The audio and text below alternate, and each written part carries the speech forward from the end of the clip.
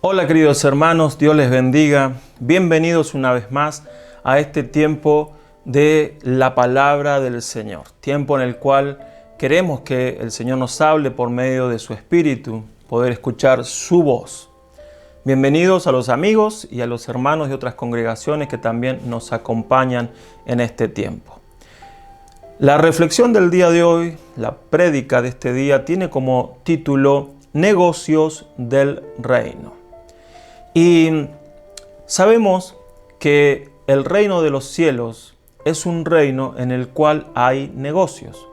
El Señor Jesús a temprana edad, allí a los 12 años,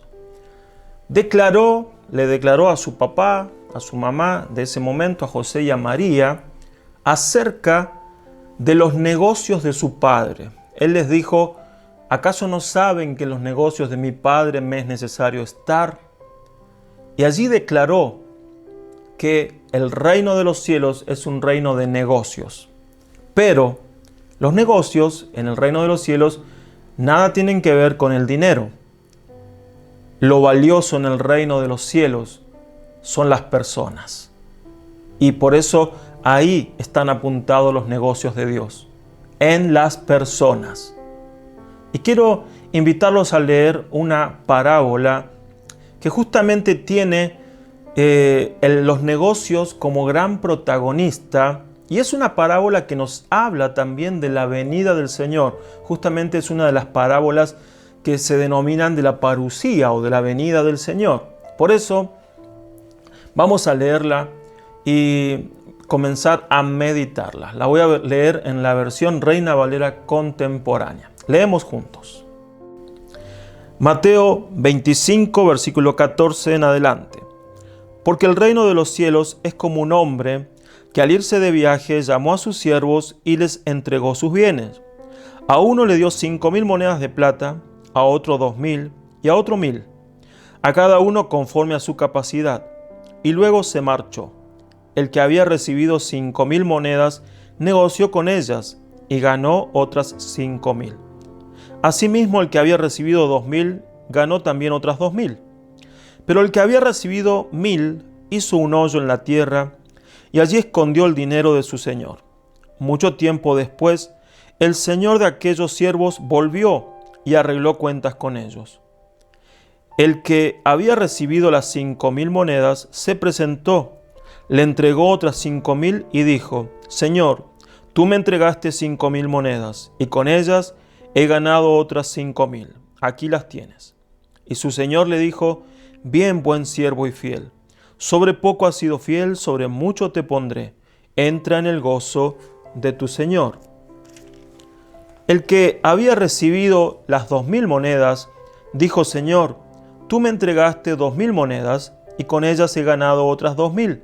Aquí las tienes. Su señor le dijo: Bien, buen siervo y fiel. Sobre poco has sido fiel, sobre mucho te pondré. Entra en el gozo de tu Señor. Pero el que había recibido 1,000 monedas llegó y dijo: Señor, yo sabía que tú eres un hombre duro, que ciegas donde no sembraste y recoges lo que no esparciste. Así que tuve miedo y escondí tu dinero en la tierra. Aquí tienes lo que es tuyo. Su señor le respondió: Siervo malo y negligente, si sabías que yo ciego donde no sembré y que recojo donde no esparcí, debías haber dado mi dinero a los banqueros, y al venir yo hubiera recibido lo que es mío más los intereses. Así que quítenle esas 1,000 monedas y dénselas al que tiene 10,000, porque al que tiene se le dará y tendrá más, pero al que no tiene, aun lo poco que tiene se le quitará. En cuanto al siervo inútil, échenlo a las tinieblas de afuera. Allí habrá llanto y rechinar de dientes. Bien, nos encontramos entonces con la escena de un señor, seguramente dueño de muchas tierras, un hombre adinerado, que va a emprender un viaje y tiene entre sus siervos hombres a los cuales les da una cantidad de dinero para que negocien. Aquí, en la versión que acabo de leer, Reina Valera contemporánea, nos dan las sumas aproximadas de lo que quizás en la Reina Valera 60 dice como talentos, ¿sí? Talentos, 5 talentos, 2 talentos y 1 talento. El talento en aquel momento era una medida monetaria que, bueno, en la Reina Valera contemporánea lo han traducido como 5.000 monedas, 2.000 monedas y 1.000 monedas. Así que vamos a comenzar a ver a desarrollar esta parábola en base a varios puntos que he podido analizar para que lo veamos, y teniendo en cuenta que esos siervos hoy somos nosotros y ese Señor que vuelve es el Señor Jesús. Así que vamos a analizar, y el primer punto lo he titulado Los bienes del Señor. Dios da de lo suyo y confía sus bienes en nosotros para que los multipliquemos. Dice la palabra del Señor en Efesios 4, 7 al 8, pero a cada uno de nosotros fue dada la gracia conforme a la medida del don de Cristo, por lo cual dice, subiendo a lo alto, llevó cautiva la cautividad y dio dones a los hombres. El Señor da dones, dádivas, da de lo suyo a nosotros con un fin, que lo administremos. Lo que se nos ha confiado es acorde a la medida de lo que es el Señor. Por lo tanto, todo lo que se nos ha confiado es muy valioso porque viene de parte del Señor. Es del cielo, pertenece a los recursos, pertenece a lo del Señor, de sus tesoros, ya sean dones espirituales, ministerio, unciones, capacidades, todo lo que hayamos recibido de parte del Señor para negociar tiene un valor muy alto. Por eso que cuando leemos aquí en la palabra, y en la Reina Valera 60 nos deja ver que se llamaban talentos, el que menos tenía 1 talento, lo cual representaba a 17 años y medio de trabajo. La ganancia de 17 años y medio. Por eso es muchísimo dinero. Y lo que nosotros recibimos de parte del Señor siempre va a ser de un alto costo, de un alto precio, de un alto valor. Por eso que tenemos que valorar lo que hemos recibido de parte del Señor. ¿Qué te ha dado el Señor? Quiero que pienses en este momento, ¿qué te ha dado el Señor? Te ha dado dones, te ha dado un ministerio, un llamado, te ha dado una unción, te ha dado algo que antes no tenía, pero te lo ha dado, y te lo ha dado para que lo negocies. Ahora, ¿cómo lo has tomado? ¿Lo has tomado con el valor que tiene? ¿Lo has tomado con el valor con el cual el Señor te lo dio? Porque viene de Él y hay que valorarlo. Sea lo que te haya dado el Señor, lo tienes que valorar. El Señor quiere que con eso que Él te dio puedas negociar, pero primeramente lo tienes que valorar. Es muy alto el costo, el valor de lo que el Señor te ha entregado. En segundo lugar, veo que el Señor le ha dado a cada uno según las capacidades.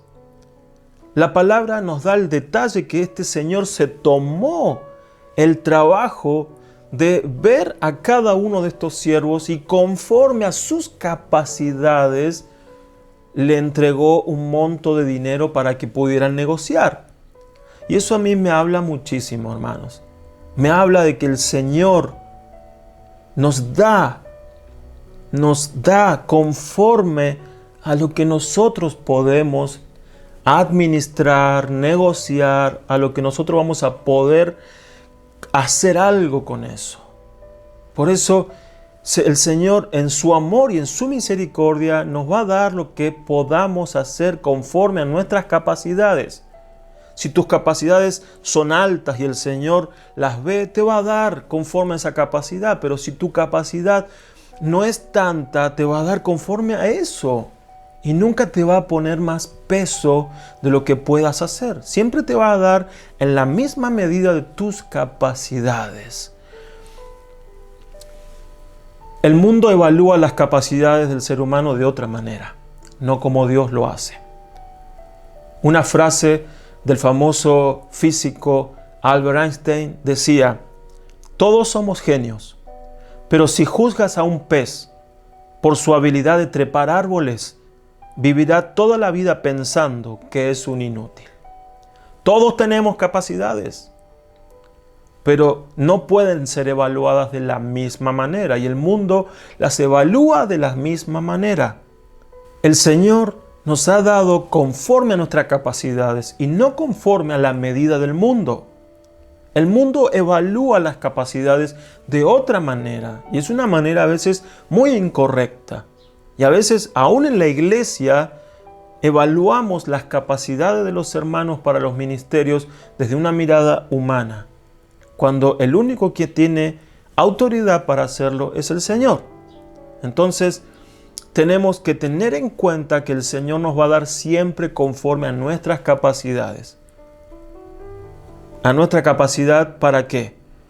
Para que no nos sintamos agobiados si nuestra capacidad no puede con lo que el Señor nos ha dado, y también conforme a nuestra capacidad para que no nos sintamos demasiado relajados sabiendo que podemos dar más. El Señor, en su misericordia, nos da conforme a nuestras capacidades.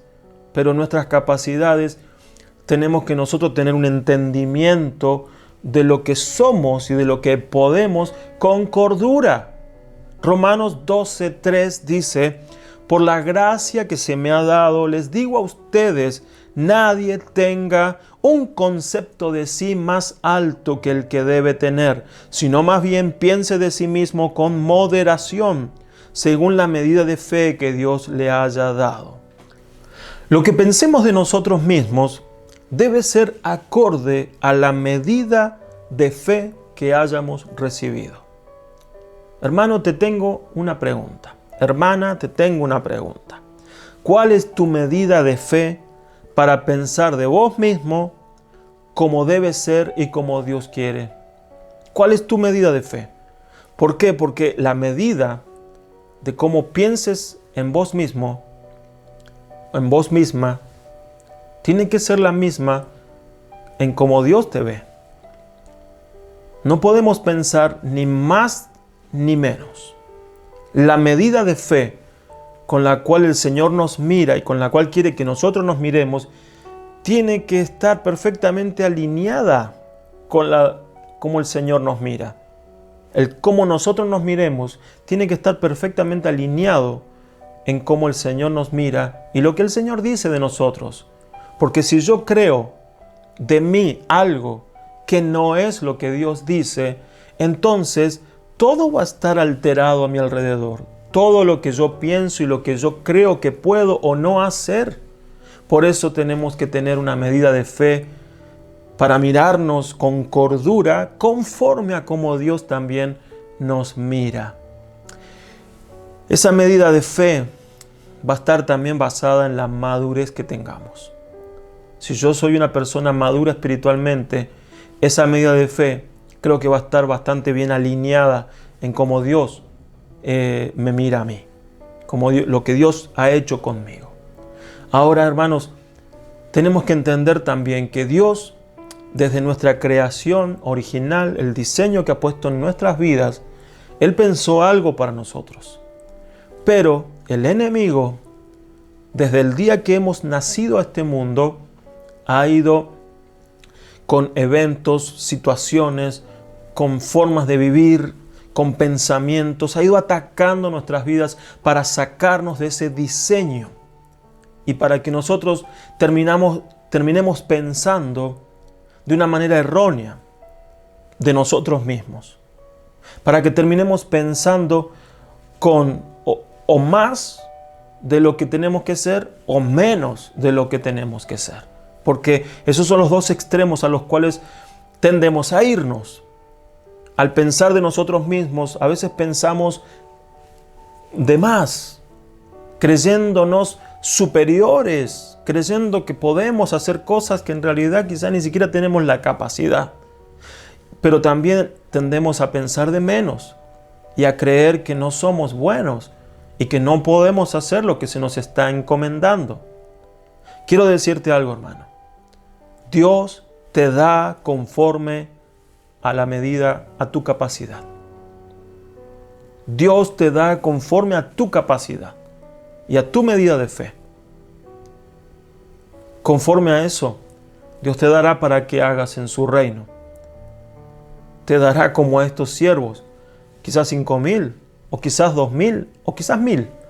Pero Él te va a dar conforme a tu capacidad y a tu medida de fe. El tercer punto que quiero tocar es la negociación. Este punto es muy importante de destacar. Si Dios me confía algo, porque ya he evaluado que puedo hacerlo, si Él me confía algo, Él está buscando que haya una negociación y una multiplicación de lo que Él me está dando. El Señor de la parábola les dio conforme a sus capacidades, pero les dio para que negocien, para que lo multipliquen, para que hagan algo con eso. Lo que hemos recibido de parte del Señor queda a nuestra completa responsabilidad. Dios te ha dado algo. Un ministerio, capacidades, habilidades, dones, recursos, ministerio llamado unción, pero te lo ha dado y te lo ha dejado a tu completa responsabilidad. Ahora eres responsable. Este Señor un día regresará y Él pedirá cuentas. Tendremos que ir a dar rendición de lo que se nos dio. Para negociar se necesita valor, coraje, saber que cuando se negocia puede haber la posibilidad de perder o de ganar, que sería lo mejor. Pero no se puede negociar con miedo.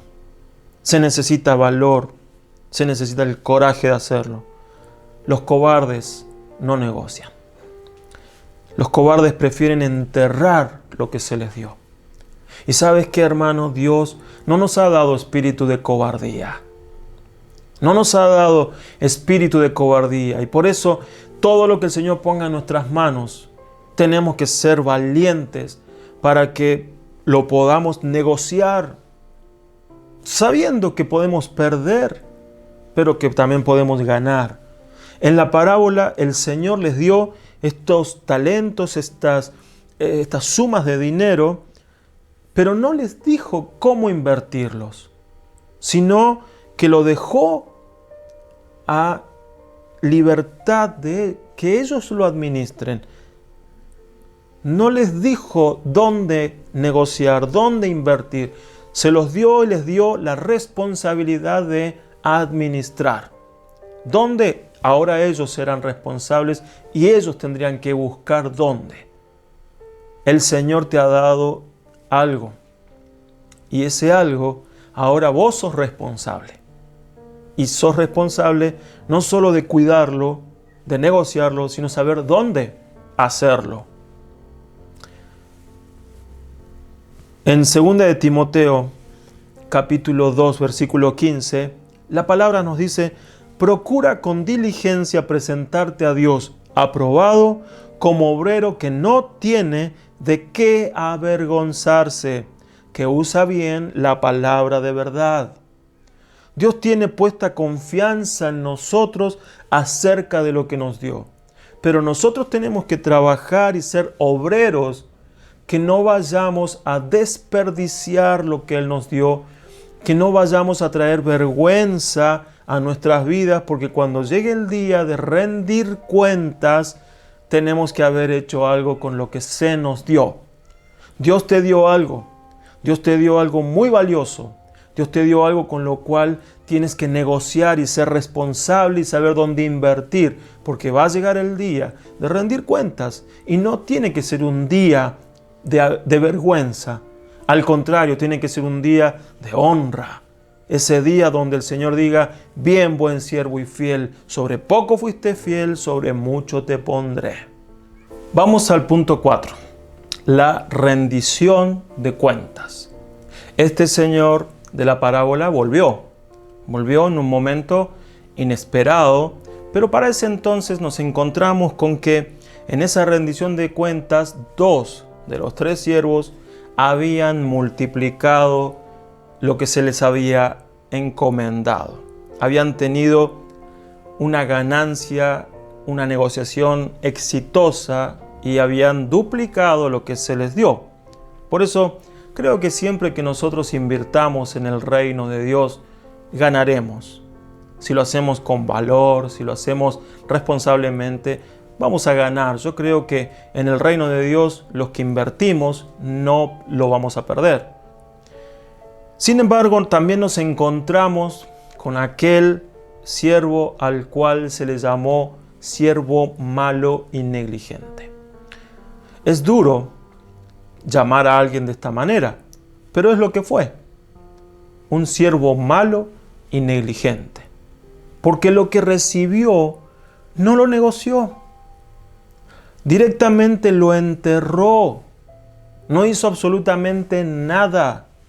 Ahora, fíjense esta imagen. Mientras que los otros dedicaron todo ese tiempo hasta que volvió ese señor a negociar, a trabajar, moverse, ser creativos, poder negociar en lugares quizás donde no estaban acostumbrados y tuvieron que buscar hasta multiplicar esa ganancia. Mientras ellos hacían eso, este otro siervo malo y negligente escondió. ¿Y qué hizo durante todo ese tiempo? Nada. Nada. Le había sido encomendada una tarea. Se le confió una tarea y sin embargo, ¿qué hizo? Nada. Nada. Me imagino que él vería a los otros 2 yendo, moviéndose, haciendo negocios, y él, en su conciencia, sabía que allá atrás, en algún lugar, estaba enterrado su tesoro. Por miedo, por ser cobarde, y no lo utilizó. Dios no nos llamó a ser cobardes y a enterrar lo que se nos ha dado. Mi hermano, Dios no te llamó a que entierres tus dones espirituales. No te llamó a que entierres tu ministerio ni tu llamado. Dios no te llamó a que entierres lo que te dio para que negocies en el reino. Dios te llamó para que seas responsable y te confió algo de mucho valor. Y Él espera que cuando Él regrese puedas rendir cuentas y ser honrado como fueron honrados estos otros 2. Estos otros 2 recibieron una honra de parte del Señor. Sin embargo, este siervo negligente lo único que recibió fue un reto, palabras duras. Pero lo que más me llama la atención es el argumento con el cual este siervo le devuelve a su señor ese monto de dinero. Él les dice que lo conocía y sabía que era un hombre duro que segaba donde no había sembrado. Y me llama la atención esto. Lo que él destaca es que dice, yo te conozco y sé que eres un hombre duro. Qué triste que es pensar que lo único que conozcas de una persona es que es dura. Miraste solamente la parte dura. Y a veces tengo temor de que las personas solamente miren, temor de que los cristianos solamente miren que Dios es así. Que Dios es duro, que Dios lo único que hace es demandar. Y entonces nos estamos quedando con una mirada, un enfoque muy pequeño de lo que es Dios. Dios es justo, Él demanda, es severo también, pero también es misericordioso y es Dios de amor. Si nos quedamos con una sola parte, entonces tendremos una imagen distorsionada del Dios al que creemos. Por eso tenemos que conocerlo más, conocerlo. El día de su venida, no puedes decir, yo sabía que tú eres así, así, así, y que eso que digas está mal, distorsionado. Tienes que conocer a Dios, tenemos que conocer a Dios. Mucho más, tenemos que conocer al Señor para que el argumento que tengamos cuando Él vuelva sea el correcto. Para que el conocimiento que tengamos de Él para cuando Él vuelva sea el correcto. Y no como el de este siervo malo y negligente. Tenemos que conocer a nuestro Señor. Sé cómo es el Señor. Sé lo que me pide, cómo me lo pide. El Señor ya de entrada había mostrado su misericordia, porque dio conforme a nuestras capacidades. De entrada nos dice, yo te amo y contemplo que tú puedes con esto, no con más que esto, o con menos. Puedes con esto. Entonces, desde allí ya el Señor nos muestra misericordia. Somos nosotros los que podemos llegar a ser negligentes con lo que nos da, porque nos creemos a veces más o menos. No nos creemos capaces de administrar lo que se nos dio. Pero el Señor, si nos lo dio, es porque Él cree que sí, que podemos. La negligencia no es aceptada por el Señor. Puede ser que negocies y te vaya mal, pero eso incluso es más aceptable por el Señor que el no haber hecho nada. Dios quiere que seas responsable. La negligencia no está en el diseño de Dios, no está en lo que Él espera de nosotros. En 1 Corintios 3, versículos 12 al 15, leemos lo siguiente. Si alguien construye sobre este fundamento, ya sea con oro, plata y piedras preciosas, o con madera, heno y paja, su obra se mostrará tal cual es, pues el día del juicio la dejará al descubierto. El fuego la dará a conocer y pondrá a prueba la calidad del trabajo de cada uno. Si lo que alguien ha construido permanece, recibirá su recompensa. Pero si su obra es consumida por las llamas, él sufrirá pérdida. Será salvo, pero como quien pasa por el fuego. Construir con madera, heno y hojarasca es negligente, porque son materiales que se corrompen rápido, se degradan. Además, si tengo a mi disposición construir con oro, plata y piedras preciosas, entonces es negligente construir con materiales que no van a perdurar. Tu vida, mi hermano, mi vida, está atravesada por un ministerio, por un llamado, por la construcción. ¿Y a qué se refiere con construir? Bueno, son todas tus obras, tus acciones, tu ministerio, todo lo que hagas para el Señor, para el reino.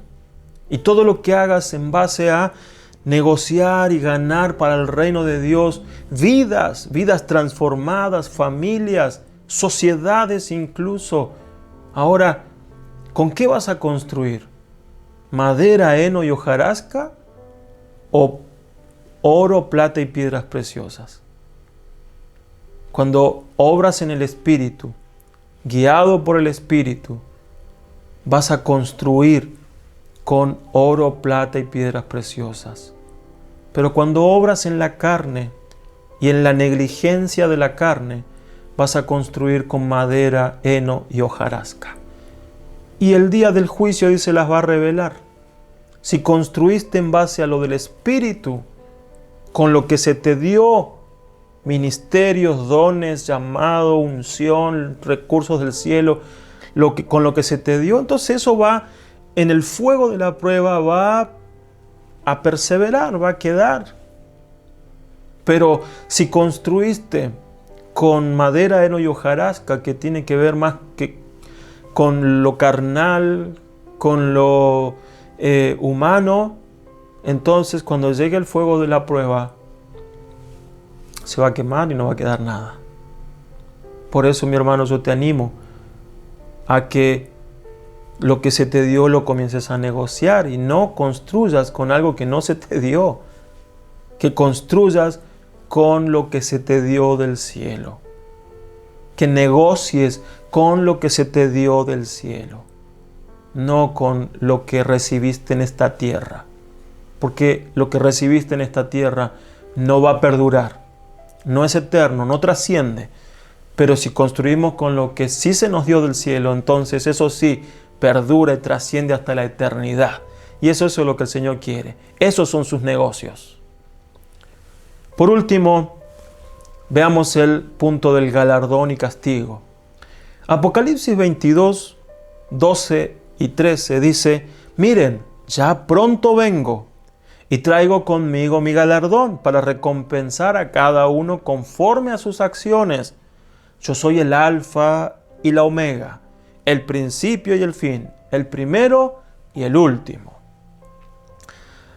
Bien, aquí tenemos nuevamente la promesa del Señor y es como si el Señor reafirmara lo que la parábola nos viene diciendo, que a los que verdaderamente trabajaron, que a los que verdaderamente invirtieron, negociaron en el reino, Él viene con galardones, con premios, con recompensa para aquellos que trabajaron conforme a sus acciones. Si negociaste y ganaste mucho, la recompensa será conforme a eso. Si trabajaste y negociaste y no ganaste tanto, tu recompensa va a ser conforme a eso. Pero si no hiciste nada, no esperes recompensa. No esperes galardón de parte del Señor. Lo único que podemos esperar es una reprimenda, un reto, una exhortación.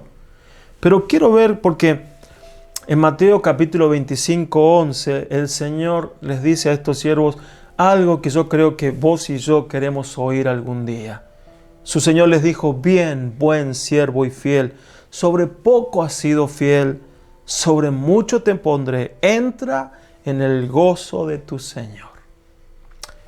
Eso me emociona pensar que un día podemos estar delante del Señor y el Señor nos diga eso: bien, buen siervo y fiel, con lo que yo te di, hiciste lo que podías hacer, ni más ni menos, entra en el gozo de tu Señor. Aquí se premian algunas cosas a tener en cuenta, se reconocen, se recompensan. Primero, ser un buen siervo.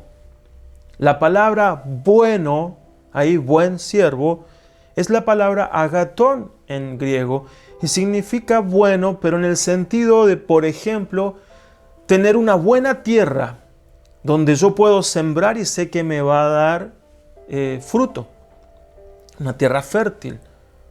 Entonces, un buen siervo es aquel al cual se le puede dar una responsabilidad, se le puede confiar algo y ese siervo va a responder. Espero que vos y yo seamos así, buenos siervos de lo que el Señor nos da. También dice, por ser fiel, qué característica que se nos demanda aquí, ser fieles. Dios es fiel y Él no lo puede negar, no puede negar su naturaleza, pero nosotros somos muy infieles. Ahora, por la acción del Espíritu Santo, en los frutos del Espíritu, cuando la palabra dice allí en Gálatas capítulo 5, 22, 23, y una de las partes del fruto dice fe, la palabra griega es pistis. Y también se puede traducir como fidelidad, es decir, que el fruto del Espíritu también es fidelidad. Y cuando comenzamos a crecer en madurez espiritual, nos vamos transformando mucho más fieles al Señor y fieles a la obra del Señor. Por eso te animo a que en el Espíritu puedas seguir creciendo.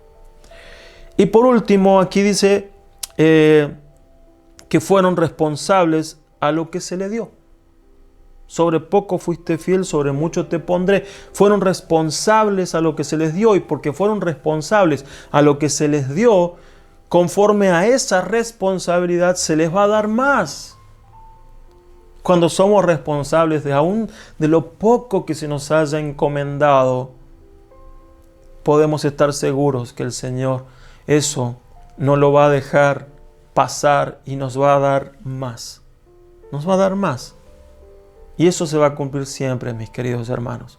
Siempre se va a cumplir. Dios es fiel a su palabra. Y Él dice, sobre poco fuiste fiel, sobre mucho te pondré. También de destacar son las promesas del galardón. Te pondré sobre mucho, como decía recién. Y también entra en el gozo de tu Señor. No sé en la parábola a qué se refiere con entra al gozo de tu Señor. Quizás una fiesta, una posición más destacada dentro de los siervos de este Señor de la parábola. Pero sí sé lo que es entrar en el gozo de nuestro Señor Jesús. Y es entrar a la eternidad, a su presencia eterna, a algo que no tenemos ni siquiera imaginación para decir lo que es, pero que va a ser muy, muy bueno. Entremos al gozo de nuestro Señor. Un principio del reino de Dios es la fidelidad en lo poco. Muchos quieren que se les dé mucho, sin haber sido fieles en lo poco. Pero en el reino de Dios las cosas comienzan de a poco. Si somos fieles en lo poco, iremos teniendo más y más. No podemos pretender tener mucho sin primero haber sido responsables y fieles con lo poco. Hoy te animo, hermano, a que medites acerca de lo que el Señor te dio. ¿Es poco? ¿Piensas que es poco? Bueno, te animo a que lo valores y comiences a ser fiel en eso poco. Porque si eres fiel en eso poco, verás cómo el Señor cumple su palabra y te va a ir dando más y más conforme a tu responsabilidad y a tu fidelidad. Al negligente se le quitó lo que se le había dado y fue echado en las tinieblas de afuera. La negligencia se paga caro. Se paga caro. El no hacer nada se paga caro en el reino de Dios. Por eso te animo a que negocies, tengas el valor. Si hoy no tienes el valor, clames al Espíritu para que el Espíritu te dé el valor, porque la palabra, como dijimos al principio, el Señor no nos ha dado espíritu de cobardía, sino de valor. Por lo tanto, clames al Señor para que el Espíritu te dé valor para negociar en el reino de Dios. Y no vas a perder. Jamás perderás. Que Dios te bendiga. Vamos a orar en este momento. Señor, te doy muchas gracias por esta palabra.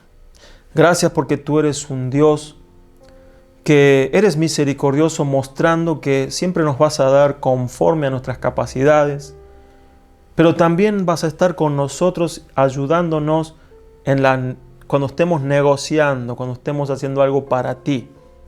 Ayúdanos a ser responsables, fieles, a mirar esta vida sabiendo que tú vienes y que con lo que tú nos diste, nos encargaste, nos confiaste, tenemos que trabajar para honrarte, porque cuando te honramos con lo que hacemos, también, Señor, sé que seremos honrados por tus palabras de bien, buen siervo y fiel.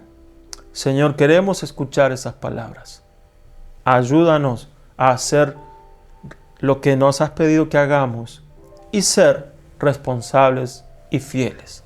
Gracias, Señor. Ayúdanos a prepararnos para tu venida como buenos siervos. Te bendecimos en el nombre de Jesús. Amén. Muy bien, hermanos, que Dios te bendiga y nos vemos la próxima semana con una nueva prédica en este espacio. Que tengas un lindo tiempo esta semana con el Señor también y nos vemos el próximo fin. Nos vemos.